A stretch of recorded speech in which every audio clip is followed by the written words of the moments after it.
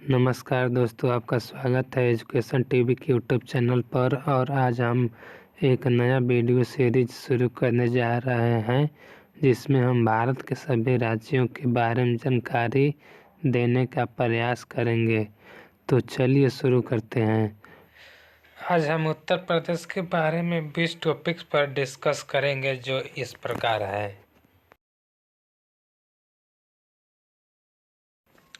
उत्तर प्रदेश के बारे में आज हम लोग बात करेंगे। उत्तर प्रदेश की पहले भौगोलिक स्थिति के बारे में बात करते हैं। तो उत्तर प्रदेश भारत का सबसे बड़ा राज्य जनसंख्या के आधार पर और क्षेत्र के आधार पर चौथा बड़ा सबसे बड़ा राज्य है। लखनऊ प्रदेश की प्रशासनिक व विधायिकी राजधानी है और प्रयागराज न्यायिक राजधानी है। आगरा, अयोध्या, कानपुर, झांसी, बरेली, मेरठ, वाराणसी, गोरखपुर, मथुरा, मुरादाबाद एवं आजमगढ़ प्रदेश के अन्य महत्वपूर्ण शहर हैं। राज्य के उत्तर में उत्तराखंड, हिमाचल प्रदेश, पश्चिम में हरियाणा, दिल्ली तथा राजस्थान, दक्षिण में मध्य प्रदेश, छत्तीसगढ़ व पूर्व में बिहार तथा झारखंड राज्य स्थित हैं। इसके अतिरिक्त राज्य के पूर्वोत्तर दिशा में नेपाल देश भी स्थित है। चलिए अब आगे बढ़ते हैं।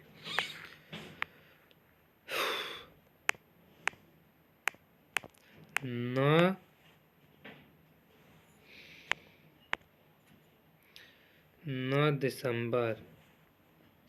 दिसंबर सन 2000 में भारतीय संसद ने उत्तर प्रदेश के उत्तरी भाग, मुख्यतः पहाड़ी भाग से उत्तरांचल, जिसका नाम वर्तमान में उत्तराखंड है, राज्य का निर्माण किया। उत्तराखंड का निर्माण 9 नवंबर सन 2000 में हुआ, उत्तर प्रदेश के उत्तरी पश्चिमी भाग को काटकर। उत्तर प्रदेश का अधिकतर हिस्सा सघन आबादी वाले गंगा और यमुना दोआब क्षेत्र में आता है। विश्व में केवल 5 राष्ट्र चीन, स्वयं भारत, संयुक्त राज्य अमेरिका, इंडोनेशिया और ब्राज़ील की जनसंख्या उत्तर प्रदेश की जनसंख्या से अधिक है। मतलब विश्व के सिर्फ 5 देश ही हैं जिसकी आबादी उत्तर प्रदेश से अधिक है। चीन, भारत और अमेरिका, इंडोनेशिया, ब्राज़ील की जनसंख्या केवल उत्तर प्रदेश से अधिक है। नहीं तो उत्तर प्रदेश 6ठे नंबर पर अगर देश होता तो इसकी स्थिति होती। यह राज्य 2,40,928 वर्ग किलोमीटर के क्षेत्र में फैला हुआ है और वर्तमान में यहाँ 24,10,66,874 लोग निवास करते हैं, जो कि सबसे ज़्यादा भारत में सबसे ज़्यादा आबादी वाला देश है। यहाँ का मुख्य न्यायालय प्रयागराज में है। उत्तर प्रदेश के 5 सबसे बड़े महानगर लखनऊ, कानपुर, आगरा, गाजियाबाद और वाराणसी हैं। 5 महानगर हैं जो उत्तर प्रदेश के सबसे बड़े महानगरों में आते हैं। चलिए दूसरा शुरू करते हैं। उत्तर प्रदेश के इतिहास के बारे में आज बात करेंगे। अब उत्तर प्रदेश का इतिहास। उत्तर प्रदेश का ज्ञात इतिहास लगभग 4000 वर्ष पुराना है। उत्तर प्रदेश का इतिहास लगभग 4 वर्ष पुराना माना जाता है। दोस्तों, जब आर्यों ने अपना कदम यहाँ पर रखा, उस समय वैदिक सभ्यता का प्रारंभ हुआ और उत्तर प्रदेश में इनका जन्म हुआ। आर्यों ने जब अपना पहला कदम यहाँ पर रखा, तभी यहाँ पर वैदिक सभ्यता का प्रारंभ होता है और यहाँ पर आर्यों का जन्म होता है। आर्यों का फैलाव सिंधु नदी और सतलुज के मैदानी भाग से यमुना और गंगा के मैदानी क्षेत्र की ओर हुआ। मतलब सिंधु पहले उधर से आए तो सिंधु नदी और सतलज नदी के भाग में हुए, उसके बाद बढ़ते यमुना और गंगा के मैदानी क्षेत्र तक आ गए उत्तर प्रदेश में, जो कि स्थित है आर्यों ने दोब यानी कि दोआब, यमुना और गंगा नदी का मैदानी क्षेत्र और घाघरा नदी का अपना घाघरा नदी के क्षेत्र को अपना घर बनाया। इन्हीं आर्यों के नाम पर भारत देश का नाम आर्यवर्त या भारतवर्ष भरत आर्यों के एक प्रमुख राजा हुआ करते थे। इन्हीं के नाम पर भारतवर्ष नाम पड़ा और आर्यों के नाम पर ही भारत का नाम आर्यवर्त पड़ा और इनके राजा के नाम पर भारतवर्ष पड़ा। समय के साथ आर्य अपने भारत के दूरस्थ भागों में फैल गए। जाहिर सी बात है, जब जनसंख्या बढ़ेगी तो रहने के लिए लोग इधर उधर मैदानी क्षेत्र में बढ़िया वातावरण ढूंढेंगे, तो धीरे धीरे दूरस्थ भागों में भी फैलने लगे। संसार के प्राचीनतम नगरों में से एक माने जाने वाली वाराणसी काशी नगर, वाराणसी या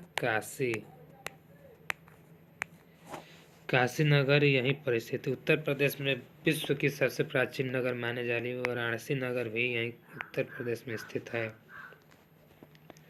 वाराणसी के पास ही स्थित सारनाथ चौखंडी स्तूप भगवान बुद्ध के प्रथम प्रवचन की याद दिलाता है। और उत्तर प्रदेश में ही वाराणसी के पास सारनाथ में भगवान बुद्ध ने जहाँ पहला उपदेश दिया था, चौखंडी स्तूप भगवान बुद्ध का प्रथम उपदेश की याद दिलाता है। समय के साथ यह क्षेत्र छोटे छोटे राज्यों में बट गया और फिर बड़े साम्राज्यों जैसे यदुवंश, गुप्त, मौर्य, कुषाण आदि का हिस्सा बना। सातवीं से 11वीं शताब्दी तक कनौज तथा गुर्जर का प्रतिहार साम्राज्य का केंद्र रहा। उत्तर प्रदेश प्रतिहार और गुर्जर का भी केंद्र रहा उत्तर प्रदेश। चलिए अब तीसरा शुरू करते हैं। उत्तर प्रदेश में हिंदू धर्म उत्तर प्रदेश में कैसे, कब और क्यों आया, इसके बारे में अब बात करेंगे। तो चलिए, उत्तर प्रदेश में हिंदू धर्म। उत्तर प्रदेश हिंदू धर्म का एक प्रमुख स्थल रहा है। प्रयाग के कुंभ का महत्व पुराणों में वर्णित है। त्रेता युग में विष्णु अवतार श्री रामचंद्र जी ने अयोध्या में, जो अभी अयोध्या जनपद में स्थित है, उसी अयोध्या में जन्म लिया। राम भगवान का 14 वर्ष वनवास में प्रयाग, चित्रकूट आदि का भी महत्वपूर्ण योगदान रहा। भगवान कृष्ण का भी जन्म मथुरा, उत्तर प्रदेश के मथुरा की ओर। पुराणों के अनुसार विष्णु के 10वें अवतार का कलयुग अवतारण भी उत्तर प्रदेश में ही वर्णित है। पुराणों के अवतार विष्णु भगवान का 10वां अवतार कलयुग में होगा, यह भी उत्तर प्रदेश में ही वर्णित है। काशी में विश्वनाथ मंदिर के शिवलिंग का सनातन धर्म का विशेष महत्व रहा है। काशी में जो शिवलिंग है, काशी विश्वनाथ मंदिर, उसका भी सनातन धर्म से बहुत ही महत्वपूर्ण नाता रहा है।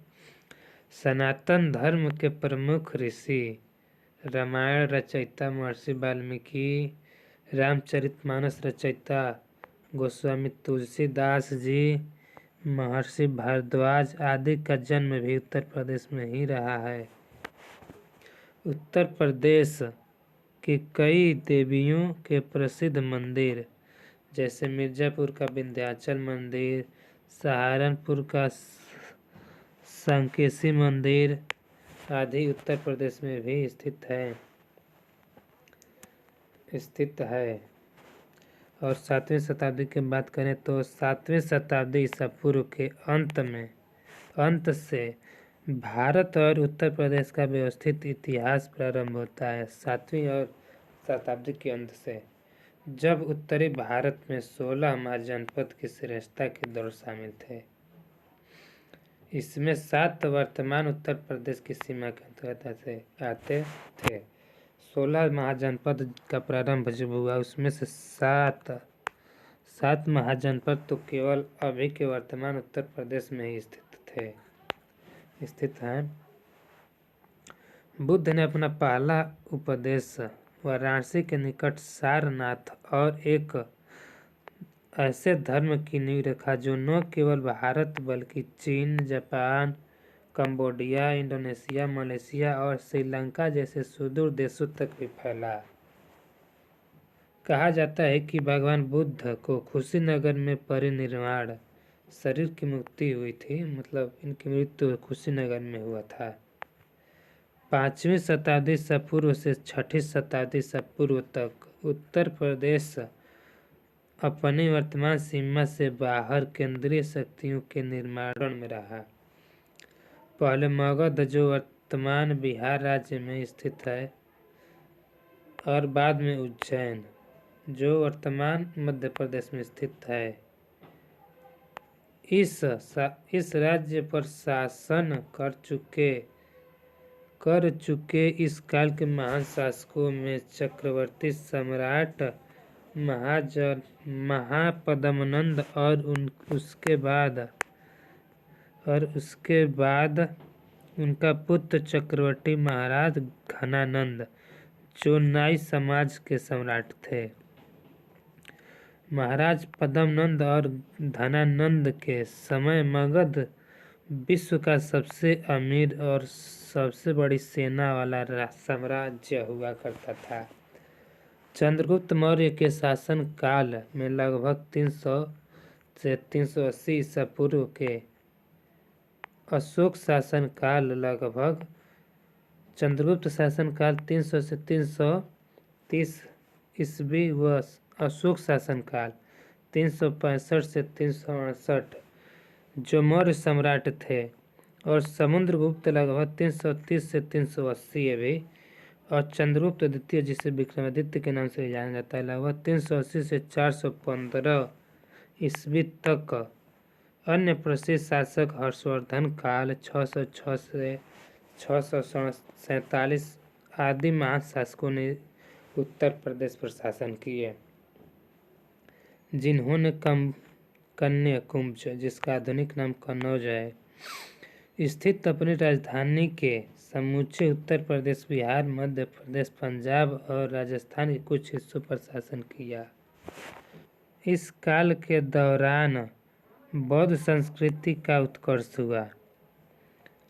अशोक के शासन काल के दौरान बौद्ध कला के साथ स्थापत्य व वास्तुकला प्रतीक अपने चरम पर पहुँचे। अशोक के शासनकाल में गुप्त काल लगभग 320 से 550 ईस्वी के दौरान हिंदू कला का भी अधिकतम विकास हुआ। लगभग 647 ईस्वी में हर्ष की मृत्यु के बाद हिंदुवाद में पुनरुत्थान के साथ ही बौद्ध धर्म का धीरे धीरे पतन शुरू हो गया। इस पुनरुत्थान के प्रमुख रचयिता दक्षिण भारत के जन्मे शंकराचार्य जो वाराणसी पहुँचे, उन्होंने उत्तर प्रदेश के मैदानी की क्षेत्रों की ओर हिमालय में बद्रीनाथ के प्रसिद्ध मंदिर की स्थापना की। बद्रीनाथ की स्थापना शंकराचार्य के द्वारा किया गया। इसे हिंदू मतलावलंबी और चौथा एवं अंतिम मठ हिंदू संस्कृति के केंद्र मानते हैं। तो दोस्तों यहीं पर वीडियो को रोकते हैं क्योंकि वीडियो बहुत लंबा हो जाएगा। आगे की बात हम अगले वीडियो में करेंगे। तब तक के लिए धन्यवाद।